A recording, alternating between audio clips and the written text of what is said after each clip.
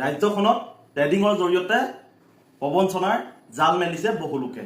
ইতিমধ্যে ডিব্ৰুগড়ত বিশালক গ্ৰেপ্তাৰ কৰিছে অসম আৰক্ষীয়ে আৰু বিশালৰ গ্ৰেপ্তাৰ পিছতেই চুমি বৰাকে আদি কৰি বহুতো নামী দামী মানুহৰ নাম ট্ৰেডিঙৰ জৰিয়তে পইচা ইনভেষ্ট কৰাৰ খবৰ আহিছে। আচলতে বিশালৰ তাত কোনো সভ্য লোকে নিজৰ ব্লেক মানি হোৱাইট কৰিবৰ কাৰণে ট্ৰেডিঙত ইনভেষ্ট কৰিছিলে নেকি? ডাঙৰ প্ৰশ্ন।